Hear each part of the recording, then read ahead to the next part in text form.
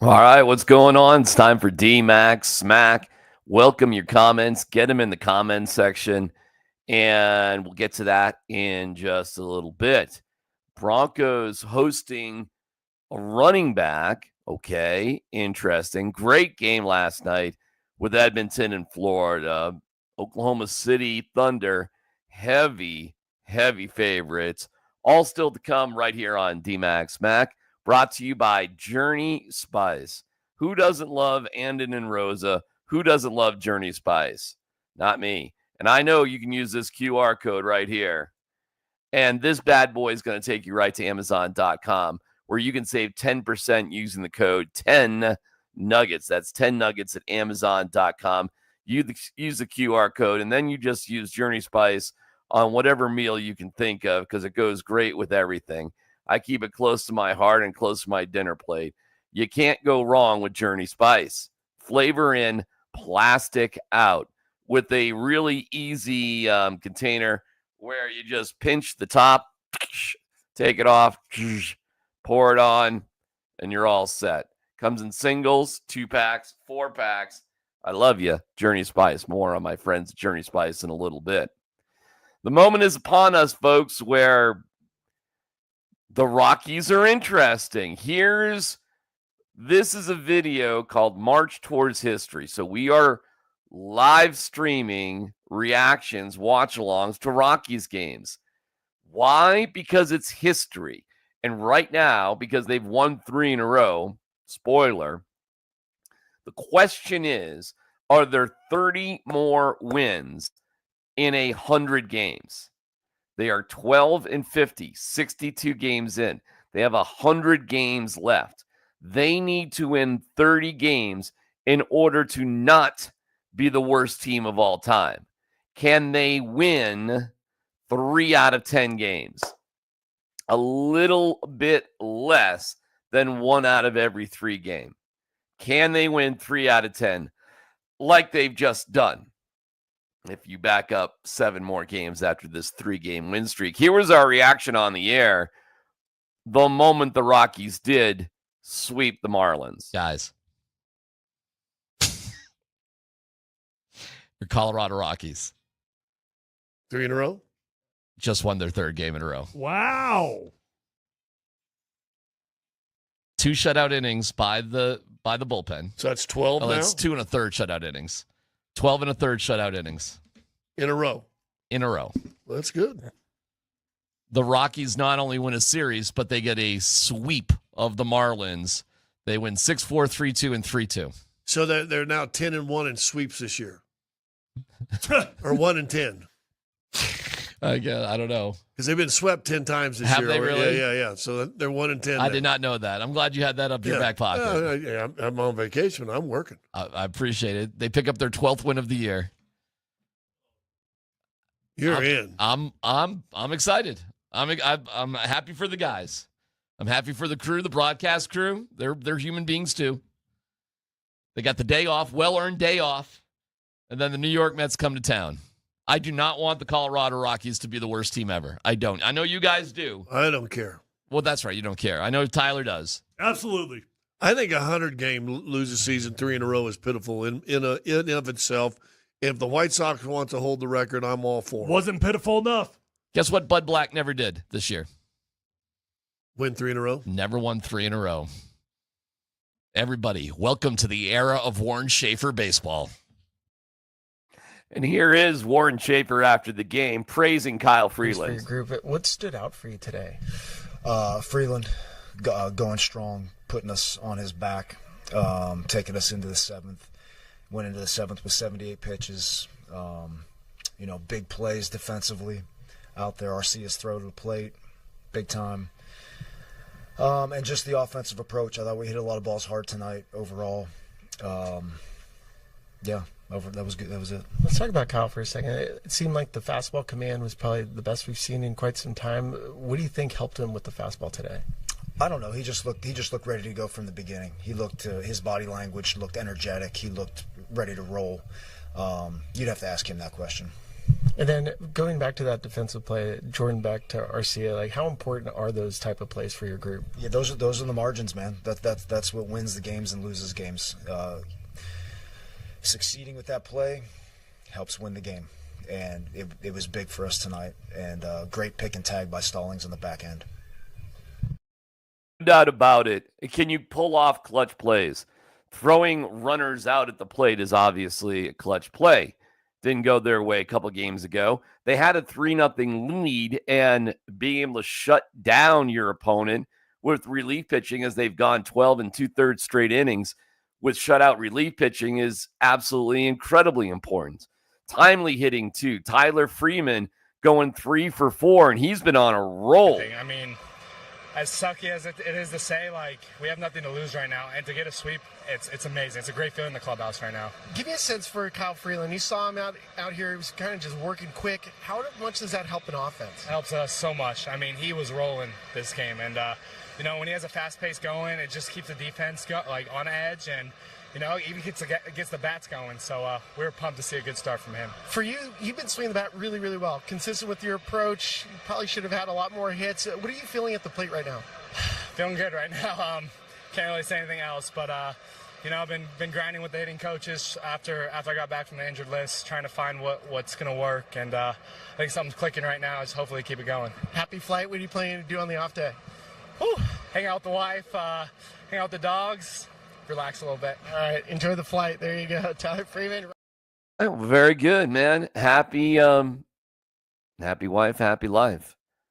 3-game win streak for the Rockies. Can they squeeze out 30 wins in 70 games? We do our march towards history in the 8th inning for every Rockies game, or as many as I can figure out how to get to. We've done quite a few in a row right now, so if you ever want to catch up with how it's going with the Rockies in real time, just check out March Towards History. That's a playlist right here on Altitude Sports Radio's YouTube channel. Make sure you like and subscribe. We have incredible content throughout the entire day from every single show, whether it comes to hoops, hockey, baseball, and even football. Today with the OTAs, the Broncos are back at it on the field. We'll have Andy Lindahl out there reporting, as well as OTA Grizz. Jeff Legwald will join us. So full coverage of the Broncos from their OTAs. Don't forget, Sean Payton doesn't allow full coverage. He just allows the bare minimum that's required, which is 1 day a week. Next week, supposedly, they're out there on Tuesday, Wednesday, and Thursday. But as is wont, oftentimes coaches cut spring practice short by a day and just let guys go. Sometimes they do stupid things like field day, but thank God Sean Payton is a grown-ass adult, and he just gives guys time off. There's plenty of time to bond for this team. There has been for all teams. They've been together for a couple of months now. It's good. They've gone to Nuggets games and Avs games and Rockies games and dinners and golf and whatever. So if Sean thinks they've had enough, we'll see at training camp, then it'll be fine. I don't really care. I think doing something stupid like field day is just that, something stupid. It's not make or break. It's just something stupid. But I do trust the Broncos. And J.K. Dobbins was in town. Interesting guy. I guess not Jim Harbaugh's cup of tea. Almost had 1,000 rushing yards and 9 touchdowns last year. If you think J.K. Dobbins is a better player than Jaleel McLaughlin, tough decisions need to be made. Or Audric Estime. Obviously, R.J. Harvey, they're going to lean into him heavy. No doubt about it. But if you can upgrade even just a little bit at every single position, as harsh as it is for some guys who have been around or maybe drafted, oh well. That's life in the fast lane. Rock and roll, baby. So I love the fact that they're bringing in J.K. Dobbins. He's somebody we talked about in free agency quite a bit. And you realize, wow, why is this guy still bumping around there in free agency? Well, Amari Hampton is their guy now, I guess, in San Diego, Los Angeles, Chargers land. My bad. Broncos weren't into Amari Hampton. Chargers have made that commitment. So I guess no need for Dobbins. We'll see where it goes. I'll be curious to see if that gets cinched up at any point. Other than that, make sure you tune in to Altitude Sports Radio 92.5 and this YouTube channel for all sorts of Broncos content and reaction As soon as it happens, we've got it on the air, and we're reacting to it right here. That's why you got to like and subscribe. Also, I'll get to your comments here in just a second. But first, our reaction to Brock Nelson's deal. We had John Mitchell on the program, and he gave his thoughts about Brock being signed up for 3 years at $7.5 million average salary. Goodness gracious, for a 34-year-old in hockey, that's doing all right. You know, ever since they kind of lost Kadri, they've been in search of that second line center for what seems like forever. And, you know, he's that guy. I get that he's a little older. It'd be nice if he was, you know, like 2 or 3 years younger. It'd be great. But at the same time, you've got, you lock up a guy for 3 years that's kind of a bona fide goal scorer, and he's produced for many years. So you at least know what you're getting with that guy. So, you know, I think the Avs did a good job there picking him up. What's going to happen, though, with other players? They don't have much cap room to make moves right now. They don't. So is it time that Sam Girard gets dealt? Ross Colton, or maybe even Necas. Listen, Necas is a good player, no doubt about it. It didn't really work out. There's some grumblings that he's not really all that thrilled. His role is a bit nebulous. He's a right-handed shot, not a left-handed shot, and the power play was hurting. Ray Bennett was terminated from the Avs because of it. He was their power play coach. He was their offensive guru on that. It's tough, man. Everybody likes Ray Bennett. They just weren't clicking. And perhaps the role of Necas on the power play was a big reason. You got a lot with a lefty shot from Mikko Rantanen. And then we talked to John Mitchell about the possibilities of Necas having to be dealt. I don't know. I read something yesterday or the day before saying that he wasn't necessarily crazy happy with his time here. Right. So I don't know what that entails exactly.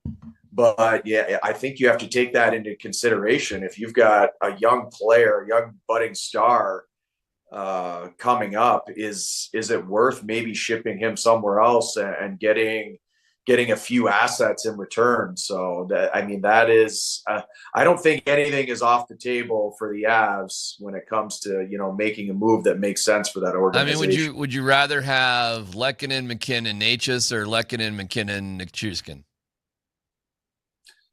Ooh, I mean, that's a tough one. I'd have to go with the latter. I would take Nichushkin and Lehkonen playing with Nate all day long. Yeah, I mean, who wouldn't? And that's nothing against Necas. The Necas Mikko deal, I don't know. I give the Avs credit for giving it a shot. They went all in, and it's tough. It's tough. Watching the Stanley Cup final last night, it's a great game, by the way. Edmonton takes a quick lead. Florida gets 3 unanswered. Edmonton claws back, and then at Rogers Place, which is an awesome hockey facility, by the way, up there in Edmonton, amazing place, deep into the first overtime, I believe with like less than a minute or so to play in overtime on a power play, as there was that delay of game penalty. You can't flip the puck in your defensive zone over the glass. Can't do it. And McDavid and Draisaitl, your two big guys on the power play, get the game winner. And the Oilers take a 1-0 lead. Awesome game. Awesome game, start to finish. Great atmosphere. Loads of fun. That was exciting. And it had me pulling for the Oilers last night. I felt myself pulling for the Oilers. But you'd have a hard time convincing me that the Oilers are like that much better than the Avalanche. There's no reason the Avalanche couldn't and shouldn't be in the Stanley Cup final right now. And that's painful. That hurts. That stings. Okay, so that's where we're at. Meanwhile, tonight in the NBA Finals, they get going tonight, and Oklahoma City is a huge favorite. 9.5-point favorite to win the game tonight. Wow. So the odds makers aren't thinking much of the run that the Pacers have been on, and neither do I. I think it's going to be, it could be a sweep, and 5 games. The only game that they've lost was to the Nuggets at home. They're 8-1 at home in this playoff run. And that game, the Nuggets trailed by 9 with 3 minutes to go and got a clutch 3 by Aaron Gordon to secure the win. Never forget that this Nuggets team that was all beat up and bruised. I mean, we know now that Westbrook was playing with one hand. Aaron Gordon was playing with one leg. Michael Porter Jr. was playing with one arm. And they took, now the game 7 was ugly, but they did take Oklahoma City to 7 games. And they had the leads in games 4, 5, and 6 going into the fourth quarter. They secured the win in game 6. They couldn't lock it down in games 4 or 5. So it makes you wonder, how big of changes do the Nuggets really need to make? And to me, that'll be an easier conversation if you see Oklahoma City just plow through Indiana, which I anticipate they will. That starts tonight. It's the Corn Belt NBA Finals. We'll see if anybody cares. Your comments, let's get to them here in a heartbeat. But first, this from Journey Spice. There's a world of flavor out there, and to find it, you have to take the journey. Journey Spice Company handcrafts the most premium spice and seasoning blends that have no sugar, no salt, are certified USDA organic, non-GMO, vegan-friendly, and always planet-friendly. You are going to love serving amazingly delicious creations while knowing you helped reduce single-use plastics. Make sure to search for Journey Spice Company on Amazon today. You're the best. Crazy story before we get to your comments. Derek Carr said the right thing for me was to choose retirement. This is one of the more remarkable stories of all time. Why? Because there were millions, I mean millions of dollars. But Carr said he had significant degenerative changes to his rotator cuff. Surgery was an option. The tough part, because I didn't want to have surgery and sit there, it sounds crazy, but just take the Saints' money. I wouldn't have been able to play if I had the surgery. And then if I tried to play with it, I wasn't near 100%. This is amazing. He signed a 4-year, $150 million contract. Are you ready for this? He forfeited his $30 million base salary for the 2025 season. Wow. He did get to keep a $10 million roster bonus for 2025. So it's not like he gave it all away. But goodness gracious, giving away $20 million. And I mean, you have the surgery, you sit out a year, you've got a $150 million contract. Wow. Pretty remarkable. And the Saints are probably going to be the worst team in football this year. Their quarterback choices are Tyler Shuck, Spencer Rattler, and Jake Haener. I think the Saints went through the draft knowing that it was time to bottom out, to just eat a lot of shizzle and take the best quarterback in next year's draft. I think they're okay with eating it, and they've got a good guy in Derek Carr. A remarkable story. I don't know many people in the world that would give up that kind of easy money, but Derek Carr did. So, hey, man, kudos to him. Let's get to your comments. Good morning, DMac. Good morning to you, Dominic. Glad you're here. Rockies. Oh, hold on a second. Sorry. Steve, Rockies have a winning streak. I'm happy, laughing, and crying. Listen, you don't have to root for the Rockies to lose for them to have a horrific year. You understand that, right? There's 100 games left. They're 12-50. They are 38 games under 500. It is going to be dramatic just to see if they can get 30 wins to avoid having the worst modern baseball record ever. But to think that you get to 42 wins and think, shoo, we did it. Success is insanity. It's obvious major changes need to be made internally in your process. That being said, I'm telling you, Warren Schaefer is a big step up from Bud Black. big step up. He's a younger guy. He knows a lot of these younger guys because he's coached them at single A, double A, and triple A. Bud Black was relating to absolutely nobody. The Rockies were getting blown out left and right under Bud Black. Now, I get it. The record with Warren Schaefer isn't necessarily right now as good, but it will be better. And Bud Black never did have a 3-game winning streak. And frankly, if you just look and define close games as 3 runs or less, the Rockies are 16-7 under Warren Schaefer in close games. Now, they haven't won a lot of them. They've only won 5 of those games with Warren Schaefer. I do understand that. 5. But Bud Black only won 7, period. And the games weren't close. I mean, it wasn't just the 21-0 blowout. Go look at the last, 16 or so games. If you use that same close game metric, Bud Black was 7-9 in just close games. Warren Schaefer right now in his tenure is 16-7 in close games. I get it. Wins matter more than anything, but sometimes it's baby steps.